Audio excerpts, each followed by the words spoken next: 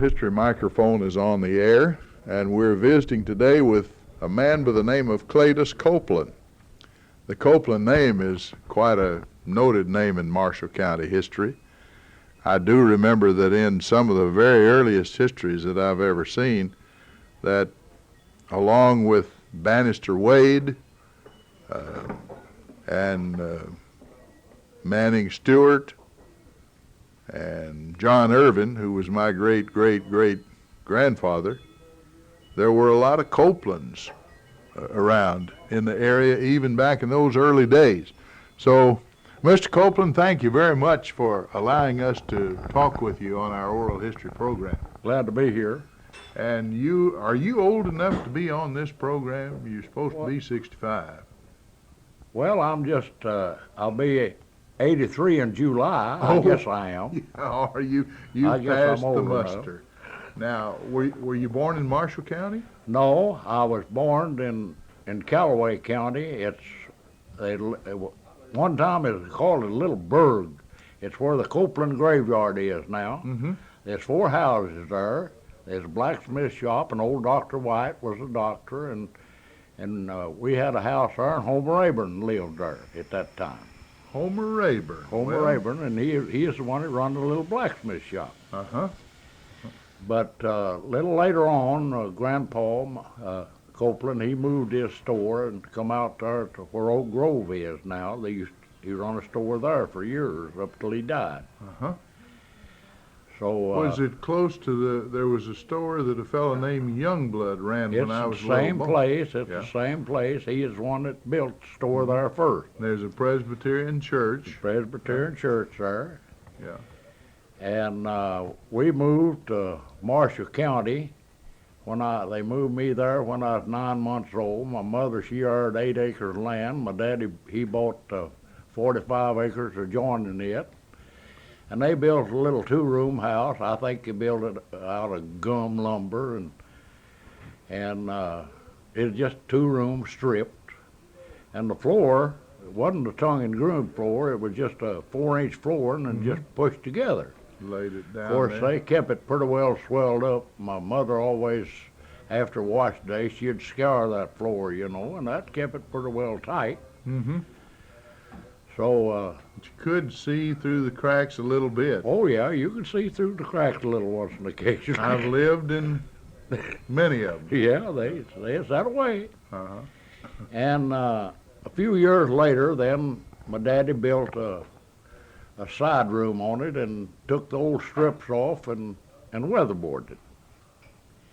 And he died then when I was 8 years old. He died in 1911, I believe it was, in January. And at that particular time, we had 2 mules, and he had bought 2 filly colts. You're kind of getting up in the world. Oh yeah, we was going right along then, and building and getting stock ahead. That's right. And I can still remember the mules' names. The mules was named Joe and Julie, and the little fillies was named Lucy and Maud. But after he died, well, Uncle Jack Copeland, my uncle, we couldn't handle them, and he just took them and sold them and bought us a horse. It was gentle, and he was gentle, sure enough. Mm-hmm. Uncle Jack took him out before we ever brought him home to us and turned the buggy over to see if he'd run away after turned the buggy over. Well, he bought us a buggy then and had a little seat on the back. Yeah. And, of course... Like a rumble seat on a car. Yeah, sort of like a rumble seat on a car, a little old seat back there. Mm-hmm. Lillian and Nell, they'd ride in that. And my mother, she had granulated eyelids, and my sister was hard to hear. And we'd have to go down to Dr. Bean's once a week or every 2 or 3 weeks anyway for treatment. And that old horse, I got him where he'd come up the trough where I could put the bridle on him. My mother, she was raised by 2 old people, Abby Darnell, and she didn't know nothing about nothing. I had to just take over when I was 8 years old. Yeah. Start start being the man. That put the responsibility on you at a Yes. very young age. Yes, it did.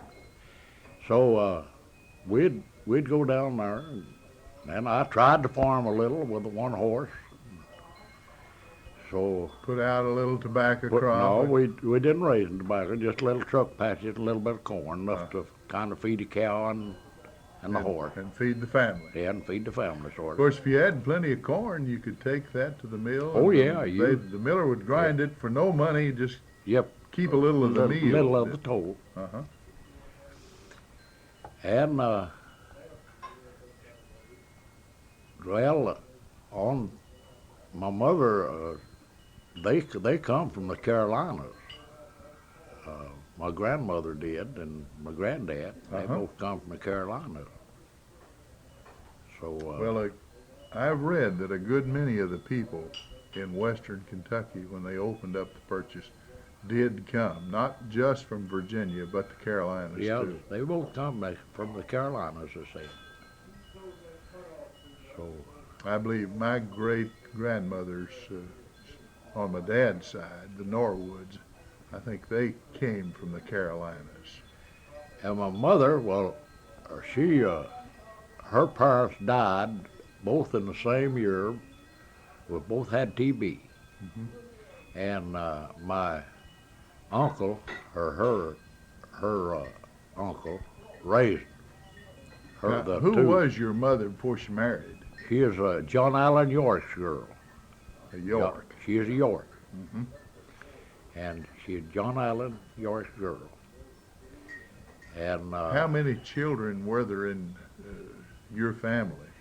there's three of us first, and then my mother married again, and then there's two boys later. Yeah. She lived with her, I guess, about 7 or 8 years Mm-hmm. before she remarried again. Yeah. Now, along that road you're talking about, that's in Callaway County, but just barely. It's on Hardin RFD, but at least it is today. Yeah. So you're so close to Hardin, you can throw a rock in the county anytime you wanted to. Yeah. Very good. That's fine. Now, where did you go to school? Was there a school at Oak Grove? No, see, I moved to Marshall County when I was 9 months old. Oh yeah. Uh-huh. No, I went to Darnell. Went to Darnell. Yeah, Darnell School. Well, now there are plenty of Darnells in Marshall County, aren't there? Nell Thompson was my first teacher. Garfield Cope teacher a year. And, Now that's a name I and recognize. then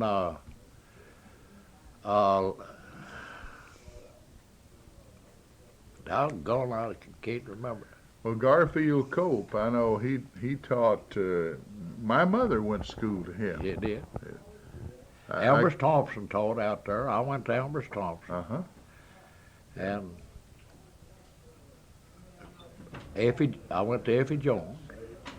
What'd you like about the school? Or the Well, I always thought I was pretty sharp in, what, mathematics? no, I didn't like mathematics much, mostly in arithmetic.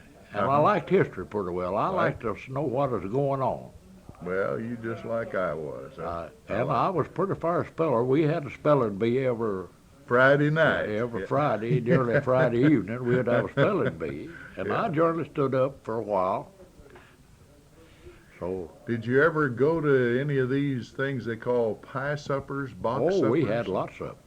We'd have lots of them. And that was a fun night. Oh, yeah. You raised a little money for the school. Yeah, we had quite a few of them. We'd have candy breakings around over the country. And You tell us what a candy breaking was like. Well, they just put two different colors of candy in a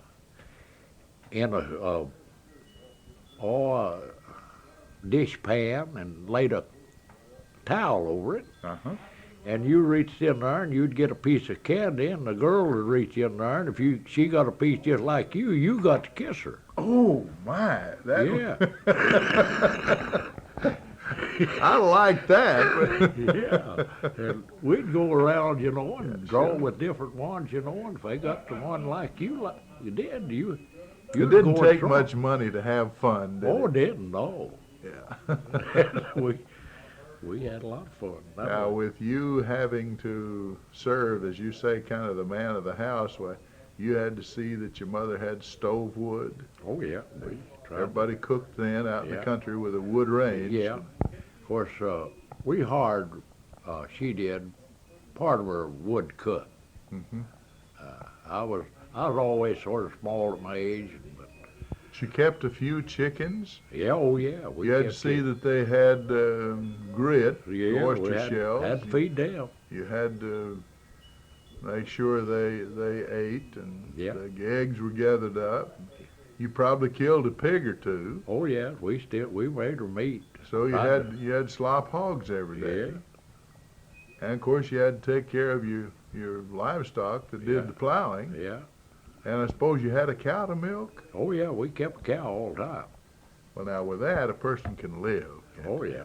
I Well, always loved milk. back one time, I don't know just how old I was. I was, say 12, 14 years old, something like that. Our cow went dry, and we decided we need another cow.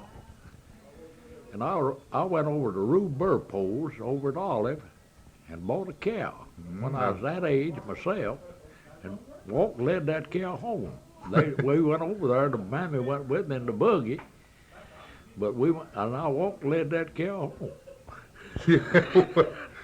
Boy, that was something, wasn't it? Yeah. I'll tell you a funny little story. It won't take but a minute. But my wife's brother Jim Blumenberg was his dad Ezra was going to be away from home, and he was maybe 10 years old. And so his dad said to him, "Now if that fella comes to look at the veal calf today, you know there'd be pin hookers come by or something." And said, "I want $15, but it would take 12." Yep. So, that just set Jim afire. He felt big and the importance, you know. And when the man did come, and when he came up, he said, "What does your dad want for the calf?" He said, "Well, he told me to tell you that he wanted 15, but he would take 12." That's the way it happens sometimes. That's the way it happens sometimes. So you didn't do anything like that, did you? No, I didn't get it that way hardly. Yeah. Well, veal calves and selling a few eggs to. Did any peddlers ever come by? I run a peddler wagon myself, a peddler truck for about 4 years. You did. Now, tell us what it was like running a peddler wagon. Well, Haskell Staples, I had his brother-in-laws, and he is the one that run the peddling wagon. I run the store, and I had a truck, and I done trucking too. But he run the peddling wagon for me, I believe 2 days a week, and I run it one. We just had a 3-day route. Yeah. Of course, we bought chickens and eggs, and Did you run a different road each time yeah, you ran? we each 3 days we So run a actually, different you went route. once a week by Yeah, these yeah, homes. yeah. Okay. And I carried a tolerable full line of stuff. Now, you mean you would buy chickens on the run? Oh yeah, we had So- a chicken coop on So the you- truck. Uh-huh. We'd buy chickens on the run, and we'd. And that time I was running a grist mill and a hammer mill and selling fertilizer, and I just jack of all trades at that time. Now, grist mill didn't make flour, just made No, it meal. just made meal. Meal, okay. Just made meal, and this hammer mill hammered corn for feed. For the Yeah. hogs and cows and Yeah. so on. Well, Yeah. yeah, chicken. Chickens, whatever. Anyway, animals. Yeah. Yeah. Well, that's And I run a store for 12 years, and I was trucking and doing this thing and that thing, and the kids got in high school, and my wife, she said it's just too much to do to try to keep the store. yeah. Said we'll just run the store down, and we'll just go out of it. Now, I'm sure most people were honest, but did it was a temptation, I know, to some of the neighbor women when I was growing up. If an old hen would steal her nest out, and if they discovered that before chickens hatch, some of them would try to sell the eggs to you. Oh, see, Did you ever candle them? Yeah, we had to candle eggs there for a while, you know. Mm-hmm. Yeah, you had to candle them, and you'd throw out them batters. Yeah. That saved your hide. Yeah, that's all the way you had to save it. Uh-huh. So you'd have to candle eggs. We bought cream at the store. So we run a store there. Oh, I used to want to turn one of those Babcock testers so bad. I'd see that fella spinning that around, and of course, Spinning. I'm sure that is just hard labor. Oh, it'd run pretty easy. To me, I thought if I could ever You'd put them little bottles in there, you know, and then you'd start spinning that thing and spin it so long. and you'd take a set of calipers and read along the Yeah, read the butterfat in it. butterfat. Yeah. Oh, I thought that'd be a job that if I could ever get up big enough to do that, I'd have it made. Now they don't even buy cream that way Oh, no, anymore. I reckon they do. One thing about it, everybody could produce some cream then. Oh, and, nearly everybody sold a little cream. uh-huh.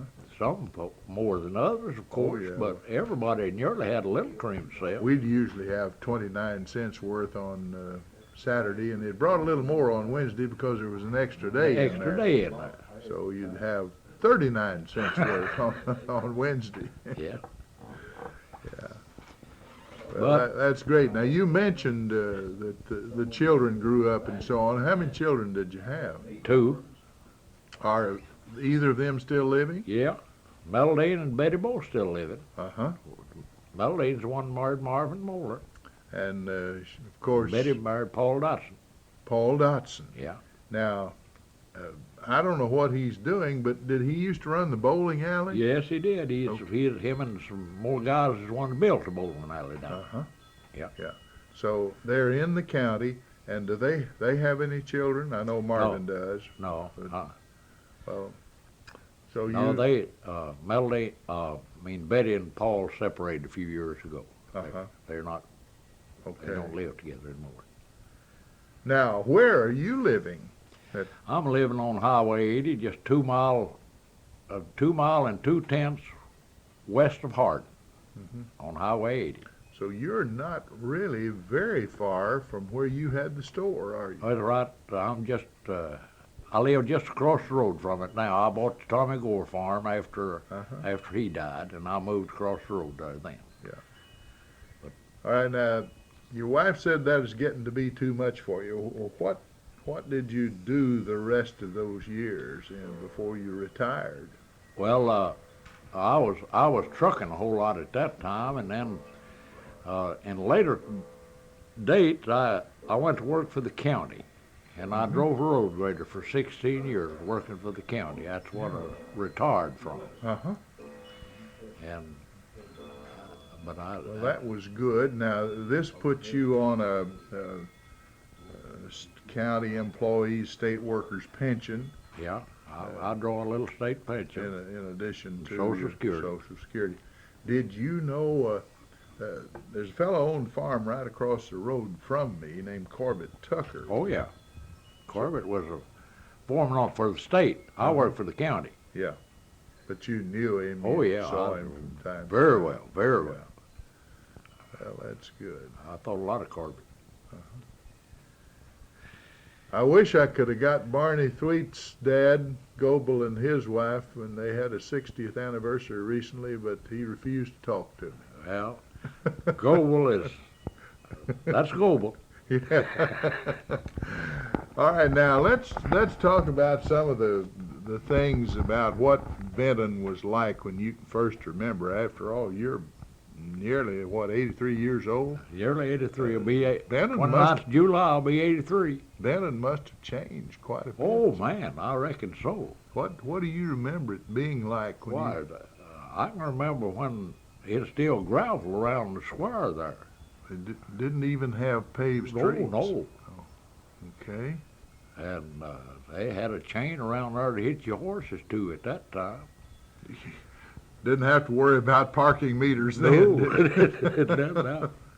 You just hitched your horse right there. Yeah, Did you get to come to Tater Day? yeah. I'd come Tater Day, and I haven't missed a Tater Day now. Oh, I don't know. I don't guess I've missed over 2 or 3 in 30 years, 30 or 40 years. Now, have you ever been Grand Marshal of the Tater Day Parade? No. I'm going to suggest to the committee right here on the air that they could go farther and do worse, I think, than to pick you as a Grand Marshal of the Tater Day Parade. I don't know that that's the greatest honor that ever was, but a lot of people enjoy it, and I think the salary is pretty low. Yeah. You can ask Margaret Heath about that, I guess, of how much they pay. She was on, last year or so. But I think that'd be a great honor to the county and a great honor to you. And so Okay. we'll just put your name in the pot now for what it's worth. And Okay. you could ride up at the front on that wagon pulled by the horses, and it'd seem like old times in a way, wouldn't it? In 1924, on Saturday before Big Singing Day, I bought a new car. Well, Was that your first car? that or, was my first car that I owned my own. owned of your own? Now, That was 1924. what kind did you get? It's T model. Model T Ford. That was my first car, but it is 10 years old in 1937. And this roads are still so bad that I got, on Sunday afternoon, I got in a place over by where Ham Darnell lived and got stalled. That was on Sunday after the Big Singing Day, that evening. There were still the county roads you're Were telling still us had mud holes in them. Mud holes, I reckon so. Uh-huh. And, well, I didn't, to keep gas and all, you wasn't making any money back then much, and I decided that, well, I had to put the car in the shed in 1st of November. Well, I had to buy me an old second-handed buggy to make the winter. So now you're telling us something else about American life that the present generation wouldn't think about. To preserve the tires in the car and keep from having to put antifreeze or water in the radiator every time you drove it. Yeah, You jacked that put it gentleman in the up shed for the winter. Put it where it'd be good and dry. And Yeah, and I had to buy him an old second-handed buggy to make the winter on.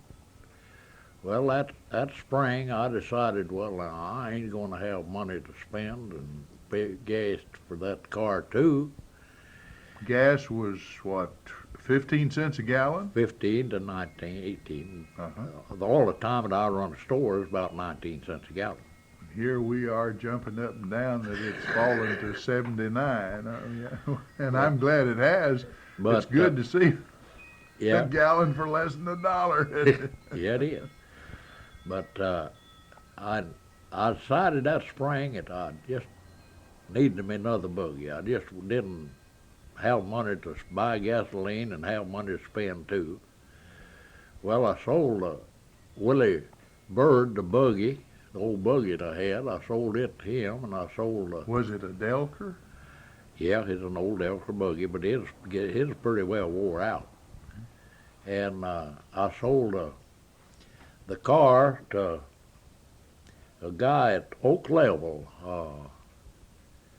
I can't call his name right now. He had all them black-headed boys, and I forget his name though. But I sold it to him for $275, and I rode my mare up to Murray, and I bought me another new genuine George Delker buggy. Yeah. Brought that thing home. Uh-huh. So Fresh I out had of the plant transportation. in Henderson, Kentucky. Yeah. Well, good. I rode up there and bought that buggy and drove it home. Do you have any idea what you had to pay for that buggy? For that one up there, I paid $145. Uh-huh. That buggy and harness and Yeah. ready to come home. So with a good horse, you were all set. Oh, I had a nice mare. I mean, she could really make them wheels glitter. She was fast. Those were sporty looking Oh, things. they're weren't sporty. they? And the horse, I guess you kept them trimmed up nice. Oh, yeah. My dad used to roach mules, but he didn't roach horses. No. Well, we'd cut the foretop out Yeah. most of the time. Keep that trim back, even with their ears. Sometimes they'd have 4 white feet. Yeah. And This one I had, she just a black brown, you might call her. She was pretty and shine in the sun. she is fast. Yeah. She could rack up a storm. Oh, that sounds great to me. My dad loved horses. And, well, that's real fine. Now, you've told us about Benton and some of the things and about the roads. Was Brewer's, it was post office then, wasn't it? Yeah, there's post office in the store there. Uh-huh. Yeah. Post And office in the store. now, Hardin was a little bigger place over on the railroad. But Yeah. What was it like when you started Well, out there? they had 2 good big stores in Hardin at that time, and they done a lot of business. They really done, I guess, more business than did in Benton at that particular time. They sold everything you needed up there, from a plow on up, wagon, plow, or anything you wanted to buy I've there. heard Pace's store and that other store, I don't know, when I was a boy, they called the other one Davenport. Now, Yeah. I don't know what it was when they Well, first built it. But it wasn't Davenport at that time, the first, but I can't call it what it was. well, now, originally, the store over on Main, which is now Commerce, and everybody called Pace's store Yeah. when I was little. Yeah. I've heard that it was built originally and called Ryan Miller. Yeah. And Davenport's had a name too besides Yes. Davenport, but that's getting a little bit before I can recall what it was. So They had ladders in them stores, and your shoes and things would be stacked up, and they'd push that ladder along the wall there to get up Yeah. on them to get stuff down. Did you ever take a train trip out of Hardin? No, I guess I rode more out of Benton. Yeah. I first started, my first job was in Paducah at the shoe factory, and I'd ride back and forth from Benton here down there on weekends. Mm-hmm. My first job was down there. We got about a minute and a half left. And do you know of any funny stories you could tell? What about telling us a real funny story on Marvin Moeller? Do you know anything about him that you could let loose? No, I don't guess I do. Well, he must have been a good boy. Oh, he is plumb good kid. Yeah. When the kids was in school there at Hardin, and I don't know who the boys was that did it though, but Meladine, she drove and them to school up there, and one day some of the boys, they got on one of these smoke bombs, and they got under the hood and they put that on there, and when she got it ready to come home and got in there and cranked that thing, boom, the smoke come out, and she jumped out of the car, and she didn't know what in the world had happened. Scared her to death. She thought the thing was blowing up. I'll tell you, boys will do anything for a laugh, won't they? Yeah. Well, Mr. Copeland, you've been a joy to interview. It's been a pleasure for me, and I hope you've enjoyed it too. Well, I haven't minded. And it's just another in our series that we produce for WCBL. And incidentally, these will be available at the Marshall County Library a copy at the State Archives in Frankfort and at the Pogue Regional Library at Murray State University. So your friends, or if you ever decide you want a copy or sometime, well, you can always go to one of those sources and get it. This is Ray Mofield. We return you now to our studio.